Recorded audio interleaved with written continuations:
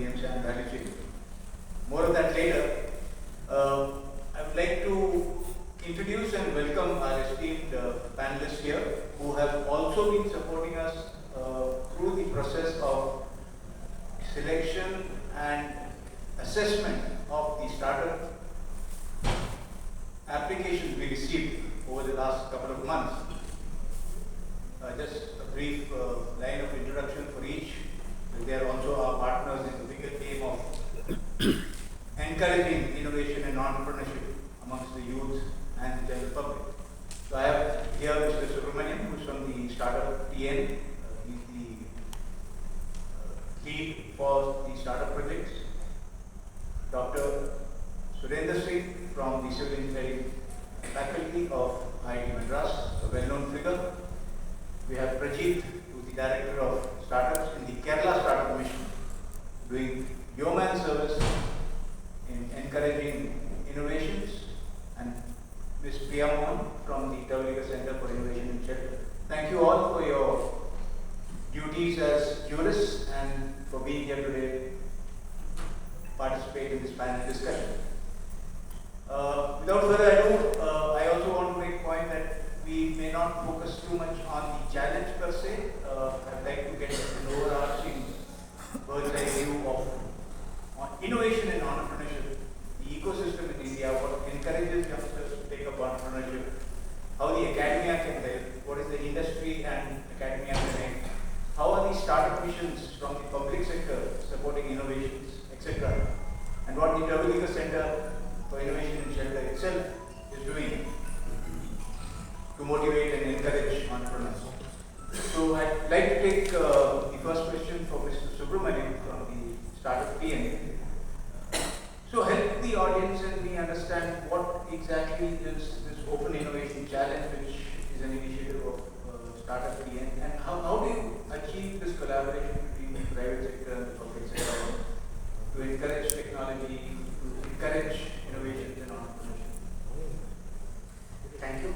Thank you for giving me the opportunity for this panel. As Startup TN, we are the state mission for Tamil Nadu, working on inculcating the startups in Tamil Nadu. As part of open innovation, so what we are trying to do is we collect the problem statements from the corporates or the partners or stakeholders, and we throw to the startups to solve the problem statement and provide some innovative solutions for the startups. So as part of that, we also collaborate with this AIMS and Innovation Challenge, where we throw some problem statements and say kindly come up with some innovative solutions. So this type of open innovation concept is evolving, like it's like a co-development with the partners. So now startups have the partner to work with. So we just collect the problem statement from these stakeholders and throw to the startups, and startups will work on those innovative solutions and they co-develop with the partners. So that we work on open innovation. Thank you, Subbu. My next question will be to Priya from the Terwilliger Center. So as a technology business incubator manager, looking at the ecosystem, how exactly does the Terwilliger Center encourage startups? How does it encourage entrepreneurship? And what kind of background work has been done so far? Yeah. So to give a context to the people who are present here and who is not aware of the startup work that we do, what we do is primarily identify startups with innovation in housing and construction. And this work is done with various partners across India. We have worked with prominent incubators from IIM Ahmedabad, Brigade League. We are working with Kerala Startup Mission, from there is here, and will grow. So with these prominent incubators and accelerators, we do call for applications from startups who has innovation in housing and construction. And once we identify their innovation, and once we feel that, or we feel that this innovation can be taken to market, we support them by providing a grant to build a pilot, which can be a proof of their work or their concept or technology that they're building. A lot of mentoring support from the experts that we have at Habitat for Humanity and some of the partners that we work with. Connecting with investors and corporate. These are the kind of support that we provide through our program. And we have seen some very interesting startups using in the housing and construction sector in the building materials space. Using plastics, converting them to building materials. Some of our startups, even through this innovation we saw, through the innovation challenge we saw, using N sand to create materials. So that it's a direct. I mean, in our startup program we have seen significant success in identifying innovation, and we are trying to have that model in the N sand sector as well. And this innovation challenge was the right step in that direction, I would say. Thank you, Priya. Next over to Prajeet from the Kerala Startup Mission. I know Kerala has a very vibrant startup culture now with this KFCM initiative. So could you tell us what KFCM is exactly doing to improve or create an ease of business kind of environment? And also tell us something about the construction innovation hub in which we have partnered with you. Thank you, thank you, Team Habitat, for giving me the opportunity to be this panel, the land experts. In Kerala, we have this entity called Kerala Startup Mission, which actually takes care of the entrepreneurship activities. So, nurturing the entrepreneurship activities, then helping them scale. So, in short, what I should say is like A to Z activities in a startup life cycle. Kerala Startup Mission is the sole government entity, nodal agency, which is commissioned to support them. And we have several government schemes through which we are supporting the startups. So I don't want to mention all schemes because it will take a day long if I go on mentioning them.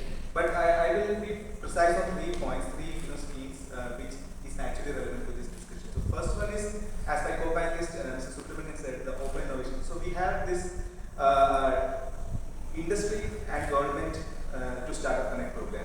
So that is purely focused on making sure that the startups products are validated from the government. Startup products are validated from the industry. Okay, so with respect to the government, we have this scheme called Government as a Marketplace. So where each and every government department, they give us the requirement, and that requirement is scouted. That requirement is getting connected to the startup innovation. So for that we have what we have done as a scheme is that there will be a tender process for a certain value, and there will not be a tender process for a certain value. So there is a amount up to which only startups are eligible to participate, and there will be an amount up to which we don't call for tender, we will directly give the solutions to the startups.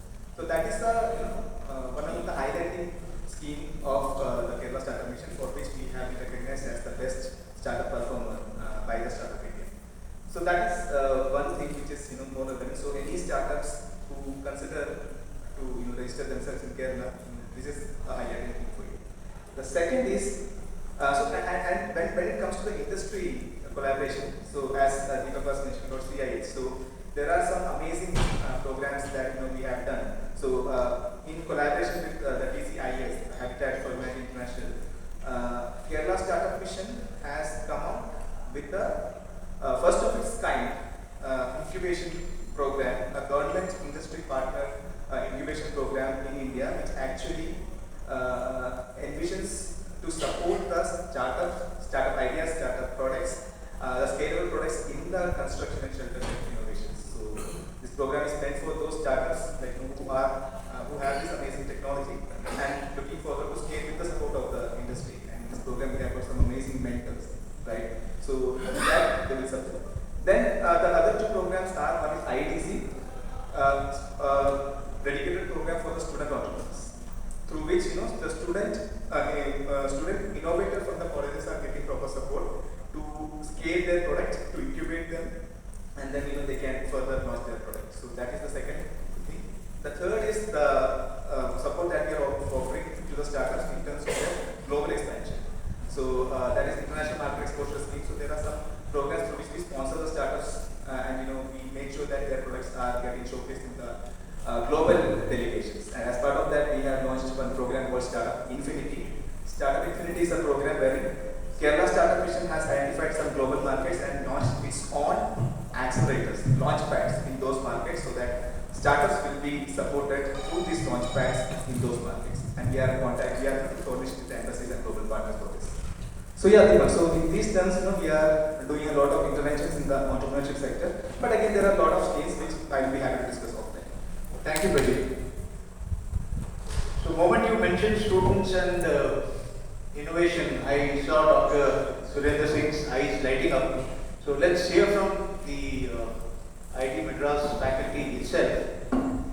How is IIT Madras looking at entrepreneurship? How do they encourage students to become entrepreneurs? Because this is the age of entrepreneurship and this is the age of technology. And the youth, I think, are at the right position to be solving industry problems. So I'd like to hear from Dr. Surendra. Thank you, Deepak. As a teacher, I would start with example. Like for example, you can connect with yourself. Earlier, we used to go only with the FDs or some basic skills. Like people have started investing in mutual funds, stock market, everything.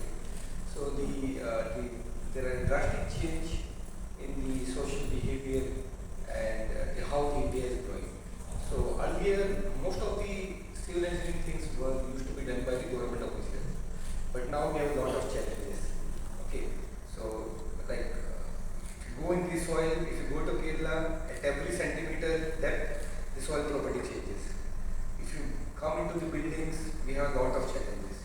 Earlier, we used to address the challenges by using AC or whatever different things, but now India's mission is by 2070, we should be zero carbon. The other countries have already targeted by 2050. India is a little bit lagging because we have other issues. But by 2070, we want it to be a zero carbon, maybe carbon neutral. For that, I don't think that the traditional way of doing the things will help India to achieve that mission. So we need a lot of carbon, okay, for addressing numerous issues. It's not only one or two, maybe thousands of different startups are required. We need people who can think from different sides, and the young minds will definitely come with different things. For example, right now in IIT Madras, we are going with hyperloop technology. So if you want to go from one place to another, normally we travel at a speed of 80. Why can't we go for 500 kilometers per hour? Okay. So these kind of things will be coming from the young minds. And once the idea is there, we need to just mold them in the proper shape, and then I'm happy that Deepak and his team is able to do it. They are identifying good startups, they are mentoring them, and then making sure that they reach to certain level, because in the end they want to also sustain in the market. Yeah, so that's what. So IIT Madras is also having, in fact, an incubation center you might be aware of. We are also helping not only our students, but the students who are coming from outside. We are giving them space in our research park, we are incubating them and helping them to solve some of the problems. Thank you.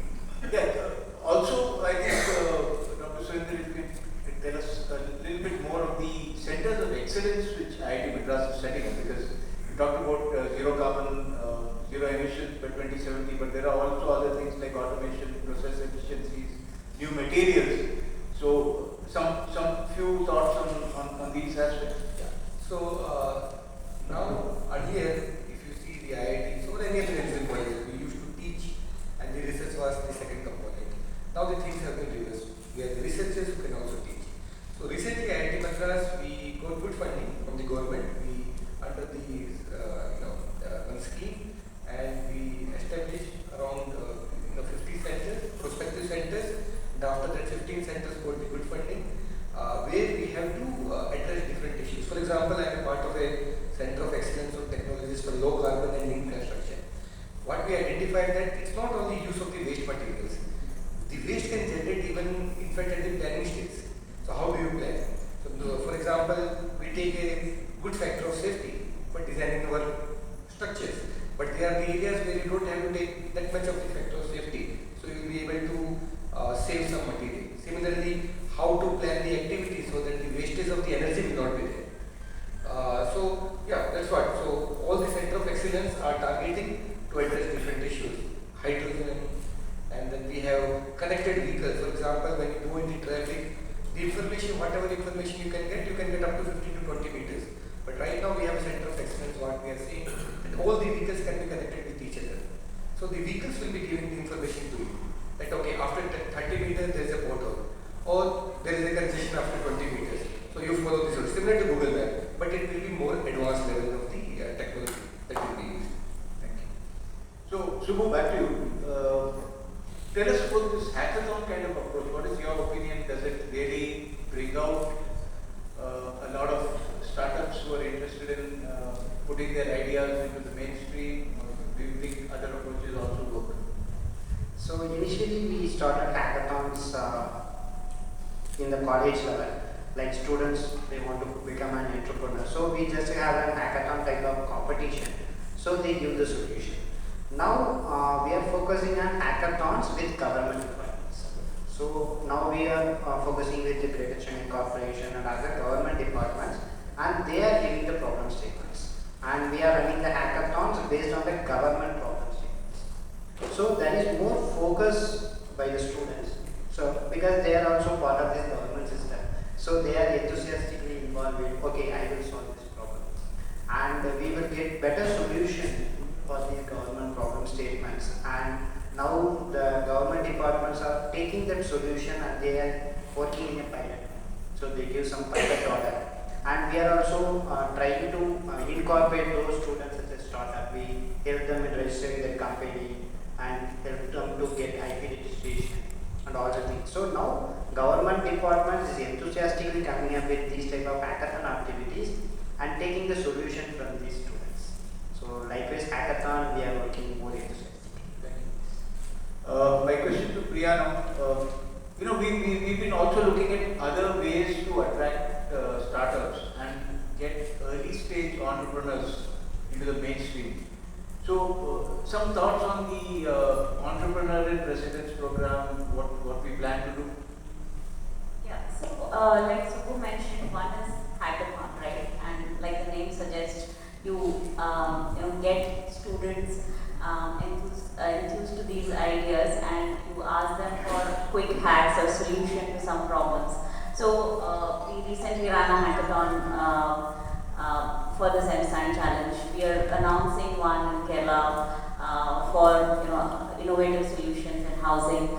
And one of the new initiatives also that we are launching is an entrepreneurship in residence program. That is to find young innovators. It could be a B.Tech student or undergrad student, PhD scholars, M.Tech, or master students, etc., who have certain ideas, who are working in the labs, and help them build these ideas. And an entrepreneurship residence program is typically, when they are studying, we give them some support for a period of 8 to 12 months. It requires sufficient, hand-holding in terms of building the technology. So generally, they are attached to an educational institute. So there's a lot of mentoring from professors, and usage of lab resources, etc. So we are trying to experiment that model, work with educational institutes like IIT Madras, NIT Calicut, etc., to see how we can work with student entrepreneurs and promote the culture of entrepreneurship and innovation, and promote various sectors, and also involve industries by curating problem statement and inviting solution from startups. So that is something that we are working towards. Okay, so we heard of hackathon, we heard of entrepreneurs in residence. I also know that Kerala Startup Mission does a lot of awareness outreach programs, and one of them is called the Huddle. So tell us the theme of Huddle and what you try to achieve out of the various constituents of Huddle. Yeah, so as Deepak rightly mentioned, Huddle Global is the flagship event of the government of Kerala. Kerala Startup Mission is the body which is organizing it completely. So I must say it is actually a startup extravaganza where you can see anything related to startup ecosystem. So investors, VCs, startups, corporates, academia, researchers. So anyone who is enthusiastic about the startup ecosystem, not just in Kerala, but in India as such, I think Hydro Global is the perfect place that you should definitely explore. We started this in 2017, but right now in 2024, I am so confident, I am so happy to say that it has went to global level because there are at least 15 country representations in Hydro Global. There will be CGs, there will be startup accelerators from the global level. There will be ambassadors who will be representing their countries in the panels and telling about the scaling of opportunities in their countries. So that is one thing.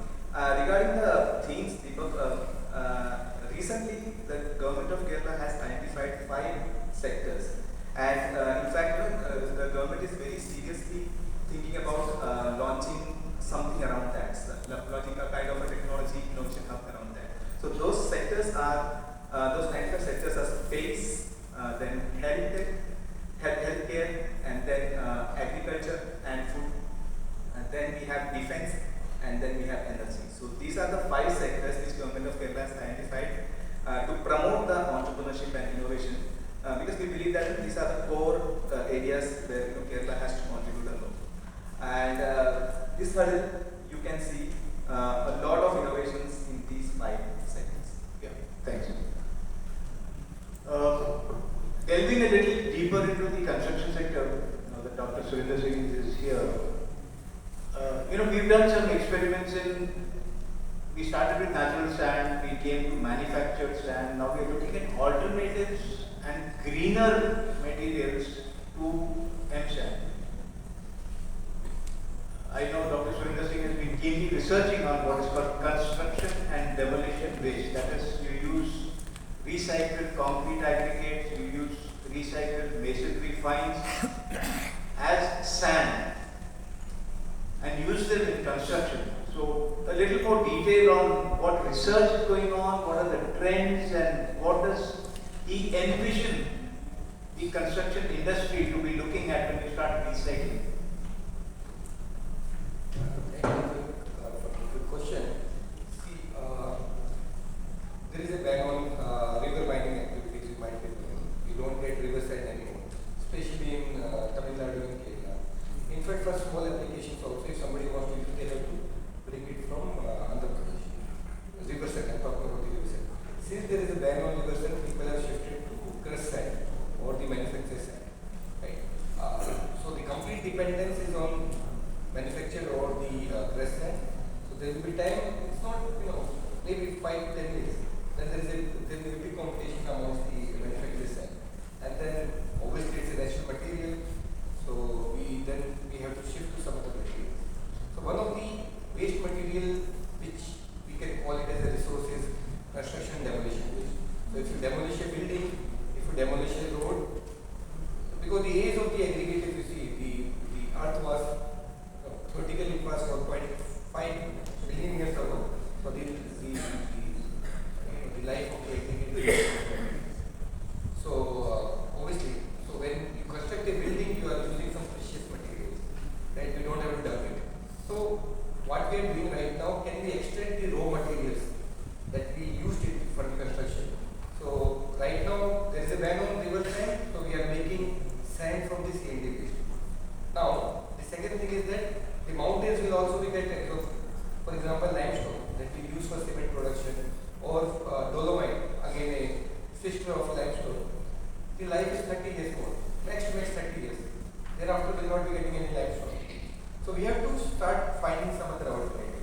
So can we get the coarse aggregate stones out of the buildings or the roof? Okay. So that will. So we are working on those technologies. How to get pure supply of the materials from the existing structure. Now the important thing is cement. So we don't have any alternative for the cement. So now people are shifted towards fly ash. Dependence on the fly ash is too much.